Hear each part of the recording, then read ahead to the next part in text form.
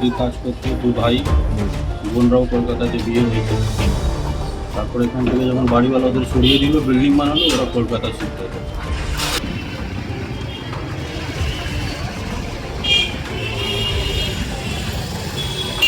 এখানে ওর বাবা তো মিলে চাকরি করতো, দুটো মিলে চাকরি করতো।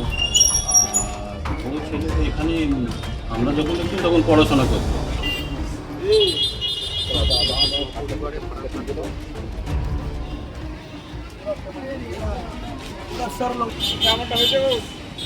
নিয়ে দিয়েছে এরকম একটা অভিযোগ, প্লাস হচ্ছে ওই যে রউফ রানা যে ধরা পড়েছে পাকিস্তানের চোর, কদিন আগে শুনেছেন তো, তার সঙ্গে এর যোগ আছে। তো কি বলবেন, মানে আপনাদের একদম সামনেই থাকতো প্রতিবেশী স্বামী, তো 6-7 বছর আগের মতন থাকতো, কিন্তু ভালোই ছিল ছেলেটা, কোনো এই নেই। দিদি কাজ করতো, দু ভাই বোনরাও কলকাতাতে বিয়ে হয়েছে। তারপর এখান থেকে যখন বাড়িওয়ালা ওদের সরিয়ে দিল, বিল্ডিং বানালো, ওরা কলকাতা শিফট হয়ে গেল। মানে কোথায় চলে গেল? কলকাতায়, সেটা ওই কুচবিহার দিকে মনে হয় আমরা শুনেছিলাম। এবার ওর কি কোনো দেখেছেন আচরণ কিরকম ছিল বা? এইখানে তো খুবই ভালো, সেটাই তো আমরা শুনে অবাক, একদম ভালো ছিল, মেলামেশা সবার সাথে একদম। কে কে থাকতো এখানে? মা বাবা বোন সবাই থাকতো। কি করতো এখানে যখন থাকতো কাজ? এখানে ওর বাবা তো মিলে চাকরি করতো, দুটো মিলে চাকরি করতো। আর ও ছেলে তো এখানে, আমরা যখন দেখছি তখন পড়াশোনা করতো।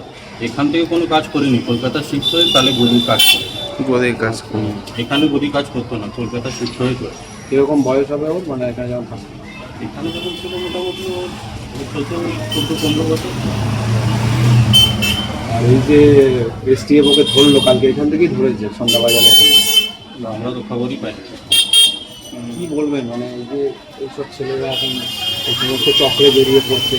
সব এডুকেশনের কমই, আর কি বলবো, শিক্ষা না দিলে এটাই হয়, আর কিছু না। নাকি কোনো লোভে পড়ে এসব করছে, টাকার লোভ বা? কিন্তু তো ভালোই কামাচ্ছে, শুনছিলাম গদি কাজ করছে, খুব তো ভালোই কাজ করছিল।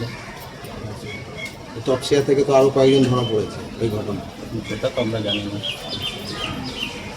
আপনাদের এই এলাকা কতটা সুরক্ষিত, মানে এখানে বাইরের লোকজন আসে? না, এই জায়গাটা আমাদের তো খুবই ভালো, শান্তিপূর্ণ, এখানে কিছু কখনো আজ পর্যন্ত হয় না। বাইরের লোক কেউ ভাড়া থাকতে আসে এখানে না, বাস।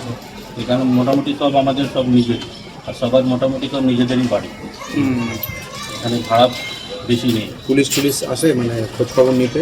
হ্যাঁ, এমনি তো পুলিশরা রাউন্ডিং করে। আর সব সিসি ক্যামেরা রয়েছে দেখছি সব বাড়িতে? হ্যাঁ, সবাই। এমনি কোনো অসুবিধা তো না? এই ছেলেটি যেরকম হয়ে যাবে ভাবতে পারেনি। না, আমি তো শুনে সেটাই অবাক হয়ে গেলাম আর কি। এমনি কেমন ছেলে ছিল আপনাদের?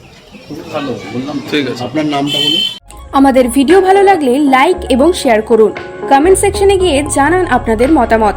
আরও ভিডিও পেতে আমাদের চ্যানেল সাবস্ক্রাইব করুন এবং প্রতি মুহূর্তে খবরের আপডেট পেতে প্রেস করুন বেল আইকন।